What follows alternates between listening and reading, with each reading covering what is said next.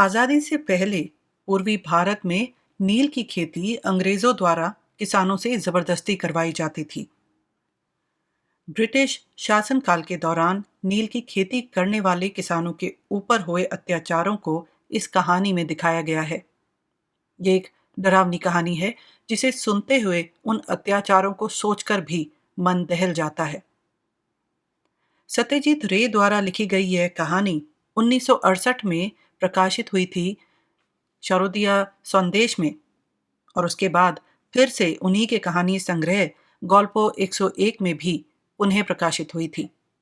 आइए सुनते हैं नील कोठी का आतंक, मेरे यानी मनीषा के साथ कथा, कहानी, काव्य पर। मेरा नाम अनिरुद्ध बोस, उम्र 29 वर्ष। अभी तक मैंने शादी नहीं की है। पिछले 8 वर्षों से मैं कलकत्ते के एक व्यावसायिक कार्यालय में नौकरी कर रहा हूँ। जितनी तनख्वाह मिलती है उससे मेरा खर्च मज़े से चल जाता है। मैं सरदार शंकर रोड में एक फ्लैट किराए पर लेकर रह रहा हूँ। 2 मंजिले पर 2 कमरे हैं। दक्षिण का हिस्सा खुला हुआ है। 2 वर्ष पहले एक एम्बेसडर कार खरीदी है। उसे मैं खुद ही चलाता हूँ। दफ्तर के बाहर थोड़ा बहुत साहित्यिक काम किया करता हूँ। मेरी तीनों कहानियाँ बंगला की मासिक पत्रिका में छप चुकी हैं। जाने सुने व्यक्तियों से प्रशंसा भी प्राप्त हुई है। लेकिन इतनी बात मुझे मालूम है कि केवल लिखकर निर्वाह करना मेरे वश की बात नहीं है। पिछले कई महीनों से कुछ भी लिख न पाया हूँ। तब हाँ, किताबें काफ़ी संख्या में पढ़ गया हूँ। सभी पुस्तकें बंगाल की नील की खेती से संबंधित हैं। इस विषय में मुझे एक अधिकारी कहा जा सकता है।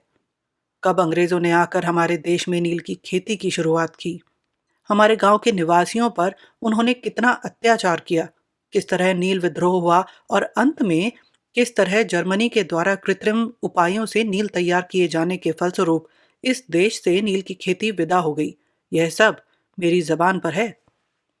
जिस जानलेवा अनुभवों के कारण मेरे मन में नील से संबंधित कुतूहल पैदा हुआ, उसे बताने के लिए ही आज लिखने बैठा हूं।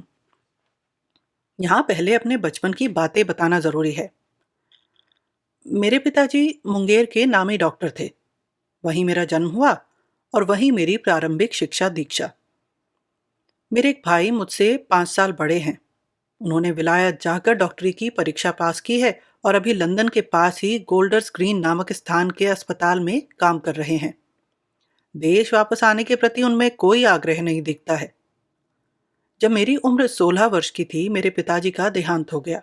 उसके कुछ महीने बाद मैं अपनी माँ के साथ अपने बड़े मामा के घर कलकत्ता चला आया।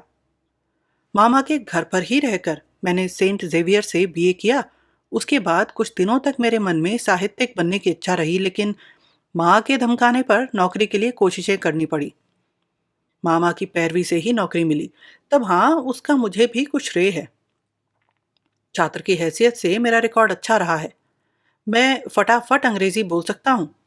इसके अलावा मुझ में आत्मनिर्भरता और चुस्ती है।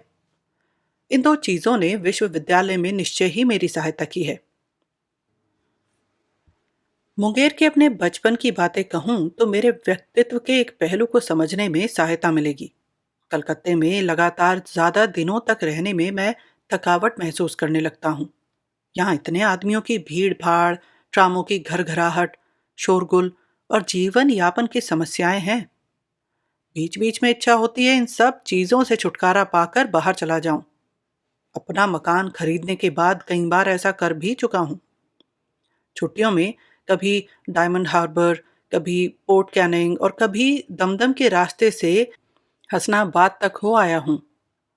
हर बार अकेले ही गया हूं, क्योंकि इस तरह की आउटिंग के प्रति उत्साह दिखाने वाला कोई आदमी मुझे नहीं मिला है। इससे यह समझ में आ जाएगा कि कलकत्ता शहर में मेरे नाम मात्र के भी मित्र नहीं हैं। इसीलिए प्रमोद का पत्र पाकर मेरा मन प्रसन्नता से भर गया। प्रमोद मुंगेर में मेरा सहपाठी रह चुका है। जब मैं कलकत्ता चला आया तो लगभग 4 वर्षों तक हमारे बीच पत्राचार चलता रहा। उसके बाद शायद मैंने ही पत्र लिखना बंद कर दिया था। एक दिन ज्यों ही मैं दफ्तर से वापस आया, मेरे नौकर गुरुदास ने मुझे एक पत्र दिया और बताया कि मामा जी के घर से आदमी आया था और यह पत्र दे गया है।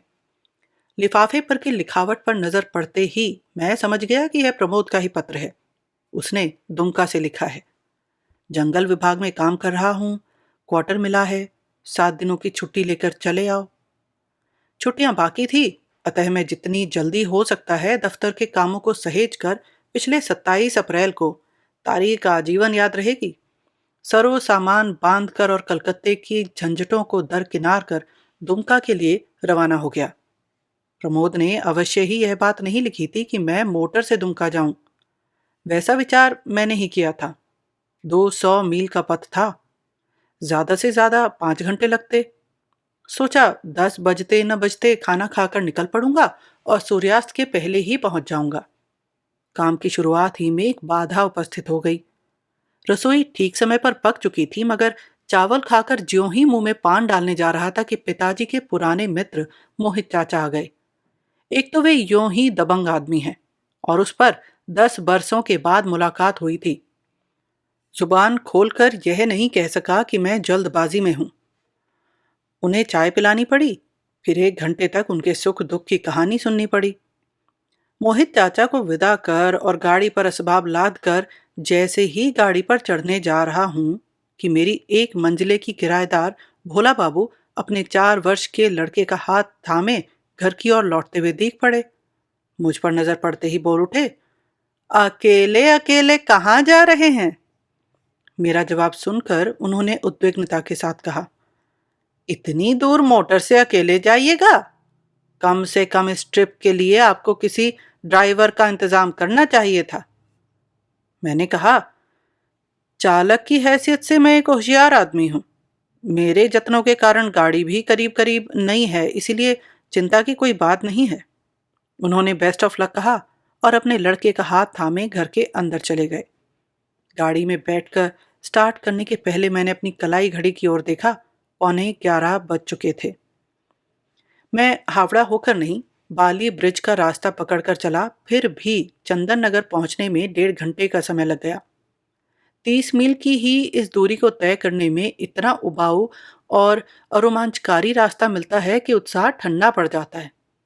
किंतु उसके बाद ही शहर को पीछे छोड़कर गाड़ी जब मैदान से होकर गुजरती है तो यह रास्ता जादू की तरह काम करता है। मन तब कहता है, इसी के लिए आया हूं। इतने दिनों तक कहाँ था चिमनी के धुएं से वर्जित यह मसृण आकाश? कहाँ थी मिट्टी की सुगंध से मिली हुई मन को मोहने वाली यह मीठी वायु? 1:30 बजे जब वर्धमान के आसपास पहुंचा तो मुझे भूख महसूस हुई। साथ में संतरा था, फ्लास्क में गर्म चाय थी, मगर मन कुछ और ही चाह रहा था। सड़क के किनारे ही स्टेशन है। गाड़ी रोककर एक रेस्टोरेंट में गया। वहां मैंने 2 टोस्ट, 1 ऑमलेट खाए और 1 कप कॉफी पी। इसके बाद मैं पुनः रवाना हुआ। अब भी मुझे 130 मील की दूरी तय करनी है। वर्धमान से 25 मील की दूरी पर पानागढ़ है। वहां से ग्रैंड ट्रंक रोड छोड़कर इलाम बाजार का रास्ता पकड़ना है। इलाम बाजार से सिवड़ी जाना होगा, सिवड़ी से मसानजोड़ और उसके बाद दुमका। पानागढ़ के मिलिट्री कैंप नजर आने लगा था कि उसी वक्त मेरी गाड़ी के पीछे की तरफ से बैलून फटने जैसी कोई आवाज आई और तभी मेरी गाड़ी एक किनारे थोड़ी सी झुक गई। कारण सहज ही समझ में आ गया। गाड़ी से उतरकर मैंने सामने की ओर देखा। शहर अब भी कई मील दूर था। कहीं आसपास ही गाड़ी मरम्मत हो जाए, इसकी उम्मीद मुझे छोड़नी पड़ी। मेरे साथ स्टेपनी थी।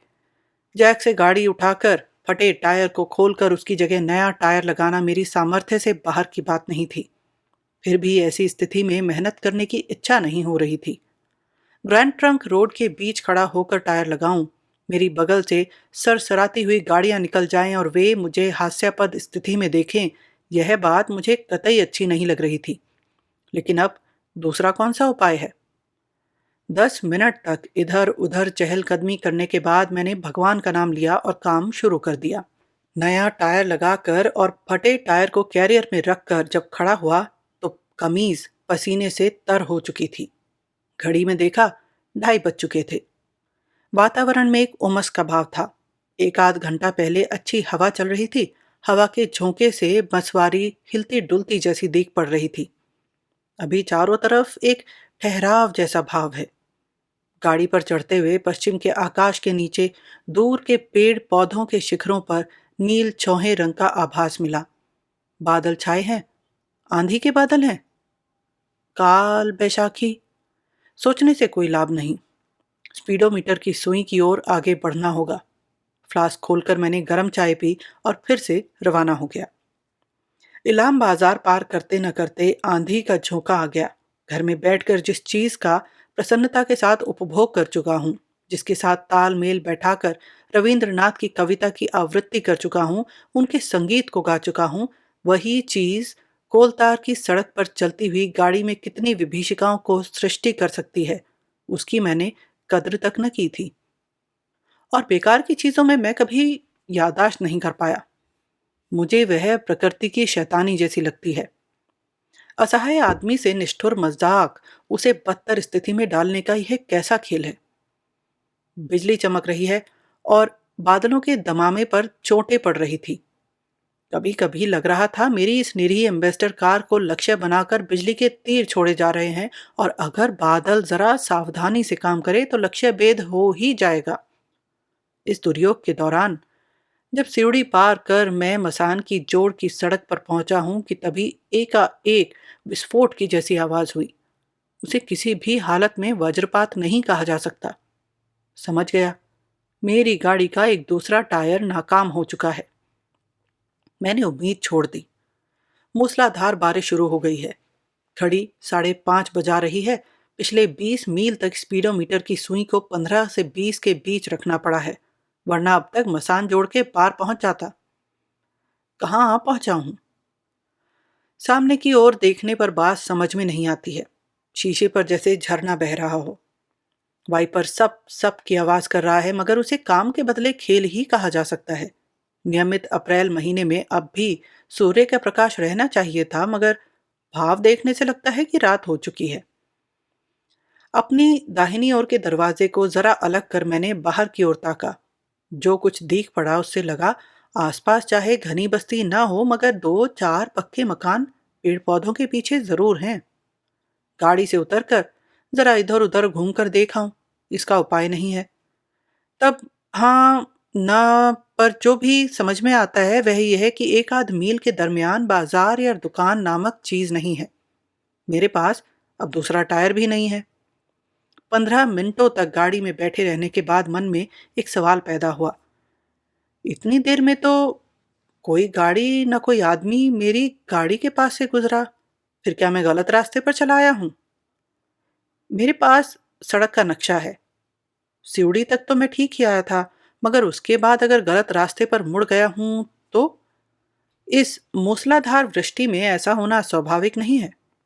अगर गलती हो ही गई हो तो यह कोई अफ्रीका या अमेरिका का जंगल नहीं है कि मैं दिग्भ्रमित हो जाऊं।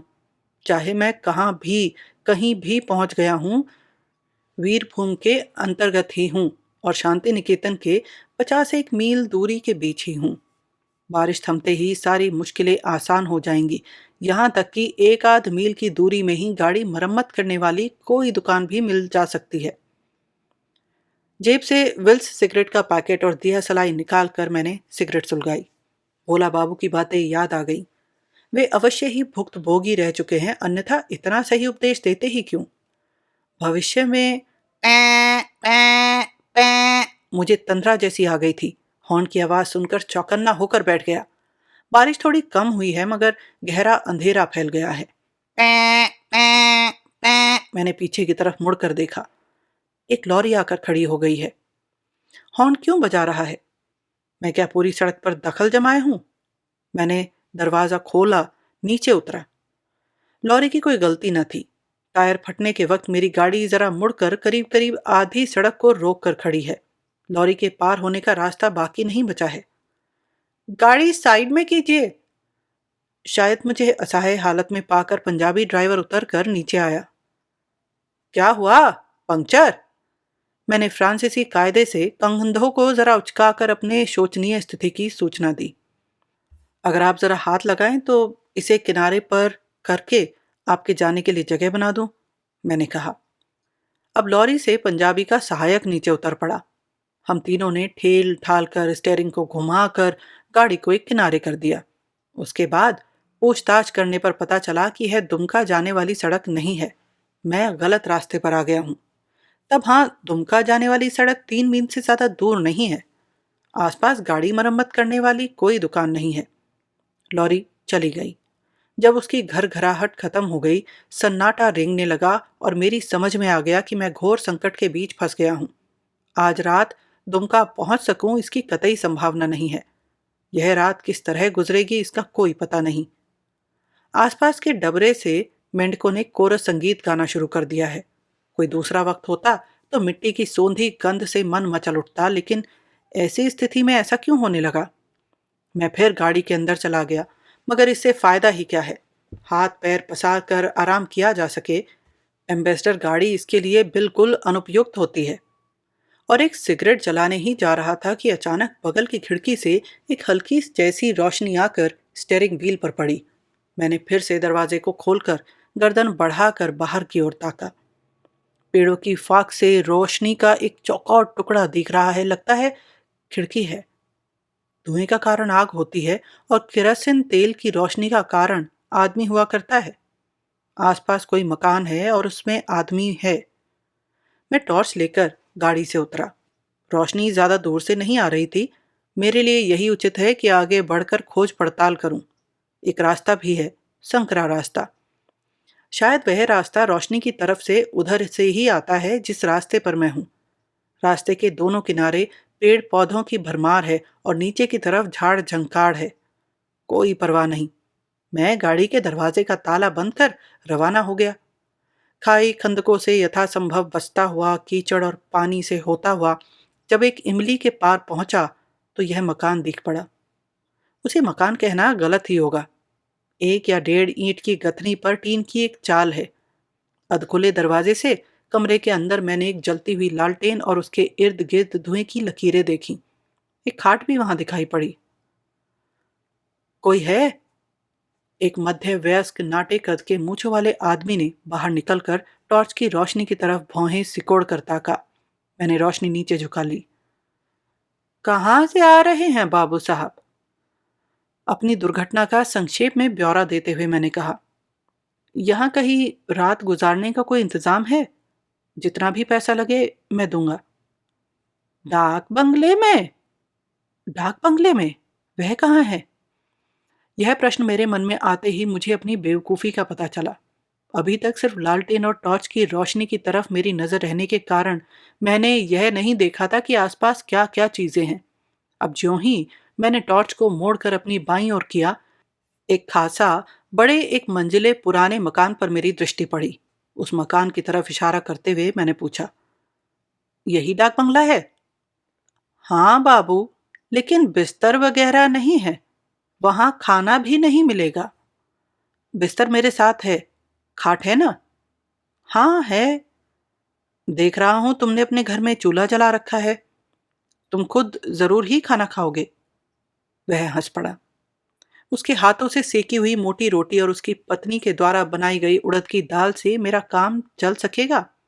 मैंने कहा, अच्छी तरह चल जाएगा। मैं हर तरह की रोटी खाने का अभ्यस्त हूं और उड़द की दाल खाना तो मैं बेहद पसंद करता हूं। किसी जमाने में यह क्या रहा होगा पता नहीं, किंतु अब इसका नाम डाक बंगला ही है। तब हाँ, अंग्रेजों के जमाने का मकान है। कमरे का आकार बड़ा है और छत काफी ऊंचाई पर है। असबाब के नाम पर निवाड़ की एक पुरानी खाट, एक किनारे एक मेज और उसके साथ एक टूटे हत्थे की कुर्सी है। चौकीदार मेरे लिए एक लालटेन जलाकर मेज पर रख गया। मैंने पूछा, तुम्हारा नाम क्या है? सुखन राम बाबूजी। इस बंगले में कोई आदमी आता है या मैं पहला ही व्यक्ति हूं? अरे राम राम, बहुत सारे आदमी यहाँ आकर ठहर चुके हैं। किसी ने कभी ऐसी बात नहीं कही है। इस बात से मैंने बहुत कुछ राहत की सांस ली। चाहे भूत प्रेत पर मैं विश्वास करूं या ना करूं, किंतु कम से कम यह तो जानता हूं कि अगर इस डाक बंगले में भूत रहता है तो वह हमेशा ही रहेगा, और अगर ना रहता है तो कभी नहीं रहेगा। मैंने पूछा, यह कितने दिनों का पुराना मकान है? सुखन राम मेरा बिस्तर खोलते हुए बोला, पहले यह नील कोठी थी। निकट ही नील की एक फैक्ट्री भी थी। उसकी अब भी एक चिमनी खड़ी है। बाकी तमाम चिमनियां टूट गई हैं। मुझे इस बात का पता था कि किसी जमाने में इस इलाके में नील की खेती की जाती थी। बचपन में मैंने मुंगेर के आसपास भी नील की कोठियां देखी थी। सुखनराम के द्वारा बनाई गई रोटियां और उड़द की दाल खाकर जब मैं निवाड़ की खाट पर बिस्तर बिछाकर लेटा तो रात के 10:30 बज रहे थे। प्रमोद को मैंने तार भेजा था कि आज तीसरे पहर पहुंचूंगा। वह जरूर ही चिंतित होगा, लेकिन अब इसके बारे में सोचने से कोई लाभ नहीं। ठहरने के लिए जगह मिल गई है और सो भी आसानी से। यह कम सौभाग्य की बात नहीं है। भविष्य में भोला बाबू के उपदेश का पालन करता रहूंगा। मुझे अच्छी सीख मिल चुकी है। तब हाँ, यह बात सही है कि यूं ही सीखने की अपेक्षा ठेस खाकर सीखना कहीं अच्छा होता है। मैंने पास के बाथरूम में लालटेन रख दी। दरवाजे की फांक से जितनी रोशनी आ रही है वह पर्याप्त है। कमरे में ज्यादा रोशनी रहे तो मुझे नींद नहीं आती। गाड़ी से तमाम असबाबों को निकालकर उन्हें लॉकअप कर दिया है। यह बात मैं बेझिझक कह सकता हूं कि आजकल कलकत्ते की सड़कों पर गाड़ी छोड़कर आना जितना विपत्तिजनक है, गांव की सड़कों पर संभवतः उससे कम विपत्ति की आशंका रहती है। बारिश की आवाज थम चुकी है। मेंढकों और झिंगुरों के संवेद स्वर से रात मुखर हो उठी है। शहर का जीवन मुझसे इतनी दूर और इतने पीछे सरक गया है कि वह मुझे प्रागैतिहासिक पर्व जैसा लग रहा है। नील कोठी। दीन बंधु मित्र के नील दर्पण नाटक की याद आ गई।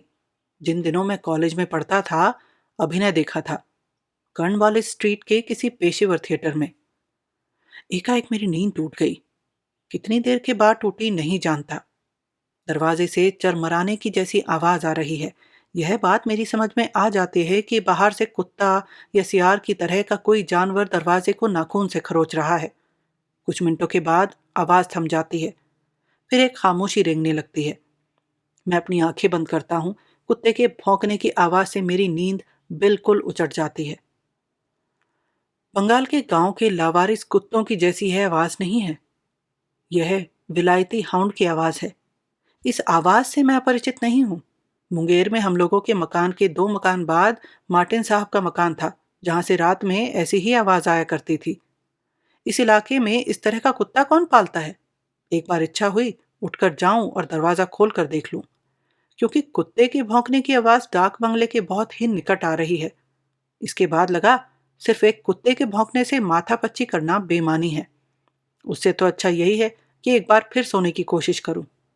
रात के कितने बज रहे हैं? खिड़की से हल्की चांदनी आ रही है। लेटी हुई हालात में अपने बाएं हाथ के चेहरे के सामने लाते ही मेरी छाती धड़क उठी। मेरी कलाई से घड़ी गायब थी। ऑटोमेटिक घड़ी जितना ही पहने हुए रहे वह उतनी ही अच्छी रहती है। यही सोचकर मैं सोने के समय में भी उस कलाई से उतार कर नहीं रखता हूं। घड़ी कहाँ गई? अंततः मैं क्या डाकुओं के डेरे पर पहुंच गया हूं? फिर मेरी गाड़ी का क्या होगा? तकिए के पास टटोलने पर टॉर्च नहीं मिला। मैं हड़बड़ाता हुआ बिस्तर से उठा। फर्श पर घुटने टेक कर मैंने खाट के नीचे की ओर देखा और अपने सूटकेस को भी गायब पाया। मेरा दिमाग चकराने लगा। इसका कोई ना कोई निदान ढूंढना होगा। चौकीदार, मैंने पुकारा। कुछ भी जवाब न मिला। बरामदे पर जाने के लिए ज्यों ही दरवाजे की ओर बढ़ा, अर्गला की मैंने उसी हालत में पाया जिस हालत में उसे बंद करके लेटा था। खिड़कियों में भी सलाखें हैं, फिर चोर किधर से आया? दरवाजे की अर्गला खोलने के समय अपने हाथों पर आंखें जाते ही मेरे मन में एक संदेह पैदा हुआ। मेरे हाथों में दीवार का चूना लग गया है या पाउडर किस्म की कोई दूसरी चीज? मेरे हाथ ऐसे सफेद सफेद क्यों लग रहे हैं? मेरा माथा चकराने लगा। दरवाजा खोलकर मैं बाहर निकल आया। चौकड़ियार! मुझे अपनी ही आवाज पहचानी जैसी नहीं लगी। उच्चारण भी नहीं। चाहे मैं मिशनरी स्कूल में पढ़ा हूं या नहीं हूं, निखालिस अंग्रेजों की तरह मैं बंगला का उच्चारण नहीं करता। चौकीदार कहाँ है? उसका घर कहाँ चला गया? डाक बंगले के सामने मैदान फैला है। दूर तक धुंधला जैसा मैदान दिख रहा है। उसके पास चिमनी जैसा एक खंबा। चारों तरफ अस्वाभाविक सन्नाटा तैर रहा है। मेरा परिवेश बदल गया है। मैं स्वयं भी बदल गया हूं। पसीने से लथपथ होकर मैं कमरे के अंदर चला आया। मेरी आंखें अंधेरे से अभ्यस्त हो गई हैं। अब कमरे की हर चीज देख रहा हूं। खाट है, परंतु उस पर मच्छरदानी नहीं, हालांकि मैं मच्छरदानी लगाकर सोया था। जो तकिया मौजूद है वह भी मेरा नहीं है। मेरा तकिया साधारण जैसा था, इस पर फूल पत्तियों का बॉर्डर है। खाट की दाहिनी ओर दीवार के सामने वही मेज है, वही कुर्सी, किंतु उसमें पुरानेपन का कोई चिन्ह नहीं है। धुंधली रोशनी में भी उनकी वार्निश की हुई लकड़ी चमक रही है। मेज पर लालटेन नहीं, फूल पत्तियों के शेड वाला केरोसिन लैंप है। कमरे में और भी चीजें हैं, वे एक एक करके दीख पड़ती हैं। एक कोने में दो ट्रंक हैं। दरवाजे पर एक अलगनी है जिसमें एक कोट और एक अजीब ही तरह की अपरिचित टोपी तथा एक चाबुक टंगे हैं। अलगनी के नीचे घुटनों तक का एक जोड़ी जूता है जिन्हें ग्लॉशस किया जाता है। चीजों को छोड़कर मैंने एक बार और अपने आप की तरफ दृष्टि दौड़ाई। इसके पहले सिर्फ रेशमी कमीज पर मेरी दृष्टि गई थी। अब देखा उसके नीचे पतली चुस्त पैंट है, उसके नीचे मोजा, पैरों में जूते नहीं है। हाँ, खाट के नीचे एक जोड़ा चमड़े का काला बूट रखा हुआ है।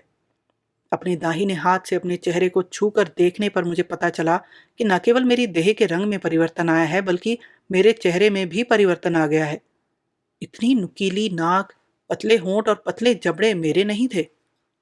अपने सिर पर हाथ रखने पर पता चला कि उस पर घुंघराले बाल हैं जो मेरे कंधे तक फैले हैं। कान के पास से जुल्फें करीब करीब जबड़े तक उतर आई हैं। अपना चेहरा देखने के बाद मैंने मन को तीव्र कौतूहल के साथ साथ विस्मय और आतंक ने धर दबाया। लेकिन आईना कहाँ है? मैं अपनी सांस रोक कर दौड़ता हुआ बाथरूम के पास पहुंचा और दरवाजे को जोरों से ठेलता हुआ अंदर चला गया। इसके पहले वहां एक बाल्टी के सिवाय और कुछ नहीं था। अब फर्श के एक कोने में टीन का एक बाथटब, उसके पास चौकी और इनामल का एक मग दिख पड़ा। मैं जिस चीज की तलाश कर रहा था वह मेरे सामने ही है। लकड़ी की सिंगार मेज पर आदम कद आईना। मुझे इस बात का पता है कि मैं आईने के सामने खड़ा हूं, परंतु उसमें जो चेहरा दिख रहा है वह मेरा चेहरा नहीं है। किसी विभत्स बाजीगरी के चलते मैं 19वीं सदी का एक अंग्रेज साहब हो गया हूं। वैसा अंग्रेज जिसकी देह का रंग बिल्कुल गोरा है, बाल सुनहले, आंखें कटीली और उन आंखों में यातना के साथ कठोरता का भाव अजीब प्रकार से मिला हुआ है। इस अंग्रेज की कितनी उम्र है? 30 से ज्यादा ना होगी, मगर देखने से लगता है कि अव्यवस्था या अतिरिक्त परिश्रम के कारण असमय ही चेहरे पर बुढ़ापे की छाप पड़ गई है। और भी अधिक निकट जाकर मैंने चेहरे को गौर से देखा। देखते देखते मेरे भीतर से एक गहरी सांस निकलकर शून्य में फैल गई। उफ! यह आवाज भी मेरी नहीं है, यह उस सांस भी मेरी नहीं है, उस अंग्रेज की भावनाओं को व्यक्त कर रही है। इसके बाद जो कुछ घटित हुआ उससे यह समझ में आया कि न केवल मेरा कंठ स्वर बल्कि मेरे हाथ, पैर, सब कुछ किसी अन्य व्यक्ति के अधीन क्रियाशील हैं। लेकिन आश्चर्य की बात यह है कि मैं जो अनिरुद्ध बोस हूं और मैं बदल गया हूं, इसका मुझे बोध है। हालांकि मैं यह नहीं जानता कि यह परिवर्तन स्थायी है या अस्थायी। इस स्थिति से अपनी स्थिति में लौटने का कोई उपाय है या नहीं। मैं बाथरूम से शयन कक्ष में लौट आया। मेरी दृष्टि लिखने की मेज पर पड़ी। लैंप अब भी जल रही है। लैंप के नीचे चमड़े की जिल्द की एक कॉपी है जिसके पास दवात के अंदर डाली हुई सरकंडे की कलम है। मैं आगे बढ़कर मेज की ओर गया। कॉपी के खुले पन्ने पर कुछ भी लिखा न था। किसी अदृश्य शक्ति ने मुझे कुर्सी पर बैठाकर दवात से कलम मेरे हाथ में थमा दी। मेरा हाथ बाईं ओर के सफेद पृष्ठ की ओर बढ़ गया। कमरे की निस्तब्धता को भेदती हुई सरकंडे की कलम सर सर आवाज करती हुई लिखने लगी। 27 अप्रैल 1868। कान के पास फिर से उस शैतान मच्छर की भनभनाहट शुरू हो गई है। अंततः एक मामूली कीड़े से मुझ जैसे दबंग अंग्रेज को पराजित होना पड़ेगा। ईश्वर का यह कैसा विधान है? एरिक भाग गया है। पारसी और टोनी भी इसके पहले भाग चुके हैं। शायद मुझ में उनसे भी अधिक पैसे का लोभ है। यही वजह है कि मलेरिया के आक्रमण के बावजूद मैं नील के मोह से मुक्त नहीं हो पा रहा हूं। नहीं, बात इतनी ही नहीं है। डायरी में असत्य लिखना पाप है। एक दूसरा भी कारण है। मेरे देश के निवासी मुझे भली भांति पहचानते हैं। जब मैं वहां था तो मैंने कितने ही बुरे काम किए हैं। वे इन बातों को भुला नहीं बैठे हैं। इसीलिए मुझ में इंग्लैंड लौट जाने की हिम्मत नहीं है। मुझे यहीं रहना होगा और यहीं मरना होगा। मेरी और अपने 3 वर्ष के शिशु टोरी की कब्रों के पास ही मुझे स्थान मिलेगा। यहाँ के नेटिवों पर मैंने इतना अत्याचार किया है कि मेरे मरने पर यहाँ कोई ऐसा व्यक्ति नहीं मिलेगा जो मेरे लिए आंसू बहाए। एकमात्र मीरजान ही तो है जो हो सकता है आंसू बहाए। मेरा विश्वसनीय आज्ञाकारी बेरा मीरजान। और रेक्स? असली चिंता तो मुझे रेक्स के लिए ही है। हाय रे स्वामी भक्त कुत्ता, मेरे मरने के बाद ये लोग तुम्हें जिंदा न रहने देंगे। या तो ढेलों से या लाठी की चोट से ये लोग तुझे मार डालेंगे। काश तेरे लिए कुछ इंतजाम करने के बाद मेरी मृत्यु होती। इसके बाद मैं लिख नहीं सका। मेरा हाथ थरथरा रहा है, मेरा नहीं बल्कि डायरी लिखने वाले का हाथ। मैंने कलम रख दी। इसके बाद मेरा दाहिना हाथ मेज से सरक कर मेरी गोद के पास आया और दाहिनी ओर चला गया। यह दराज का हत्था है। हाथ से खींचते ही दराज खुल गई। अंदर एक पिन कुशन है, पीतल का एक पेपर वेट, पाइप और कुछ कागजात। दराज थोड़ा और खुली। लोहे की कोई चीज चमक उठी। पिस्तौल। उस पर हाथी के दांत का काम किया हुआ है। मेरे हाथ ने पिस्तौल को बाहर निकाला। मेरे हाथ की थरथराहट रुक गई है। बाहर सियार भौंक रहे हैं। सियारों के प्रत्युत्तर में ही हाउंड ने भौंकना शुरू कर दिया। भाऊ भाऊ। मैं कुर्सी से उठकर दरवाजे की ओर गया और फिर उसे खोलकर बाहर चला आया।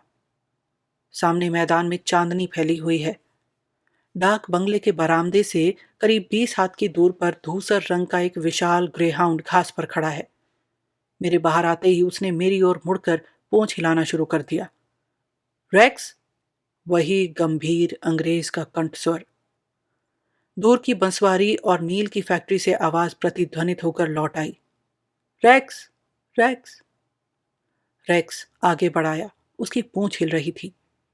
वह जैसे ही घास पर से आकर बरामदे पर चढ़ने लगा कि मेरा दाहिना हाथ कमर तक बढ़ाया। पिस्तौल का मुंह कुत्ते की ओर था। रेक्स रुक गया। उसकी जलती आंखों में विस्मय का भाव था। मेरे दाहिने हाथ की तर्जनी ने पिस्तौल के बटन को दबा दिया। गोली छूटते ही आंखों के सामने चकाचौंध पैदा करने वाली रोशनी फैल गई। उसने साथ धुआं और चारों तरफ छितरे हुए बारूद की गंध। रेक्स के बदन के सामने का हिस्सा बरामदे के ऊपर और पीछे का हिस्सा घास पर लटका हुआ था। पिस्तौल की आवाज सुनकर दूर के पेड़ पौधों पर कौए कांव कांव करने लगे। फैक्ट्री की ओर से कुछ लोग डाक बंगले की ओर आने लगे। कमरे के अंदर आकर मैंने दरवाजे की अर्गला बंद कर दी और खाट पर बैठ गया। बाहर लोगों का शोरगुल बढ़ रहा था। पिस्तौल की नली अपने कान के पास छुआते ही वह गर्म मालूम हुई। उसके बाद क्या हुआ मैं नहीं जानता। दरवाजे पर दस्तक पड़ते ही मेरी नींद खुल गई। चाय ले आया हूं बाबूजी। कमरे में दिन का प्रकाश फैला था। हमेशा की आदत के अनुसार मेरी दृष्टि बाएं हाथ की कलाई पर पड़ी। 6:13 हो रहे थे। घड़ी को आंखों के और करीब ले आया क्योंकि इससे तारीख भी मालूम हो जाती है। 28 अप्रैल। बाहर से सुखराम ने कहा, आपकी गाड़ी ठीक हो गई बाबूजी। वीरभूमि की नीलकोठी के साहब की मृत्यु शतवार्षिकी के अवसर पर मुझे जो अनुभव हुआ था उस पर क्या कोई विश्वास करेगा?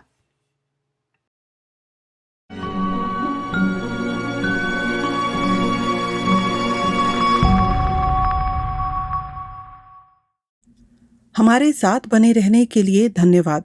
आपको ये कहानी कैसी लगी हमें नीचे कमेंट बॉक्स में बताएं। आपके कमेंट्स और लाइक हमें प्रोत्साहित करते हैं और इससे चैनल की भी मदद होती है। अपने दोस्तों और परिवार के साथ कहानियां शेयर कीजिए और अगर आपने अभी तक सब्सक्राइब नहीं किया है तो सब्सक्राइब करें और साथ में बेल आइकन दबाना ना भूलें। इससे हमारे अपडेट्स आपको सबसे पहले मिलेंगे।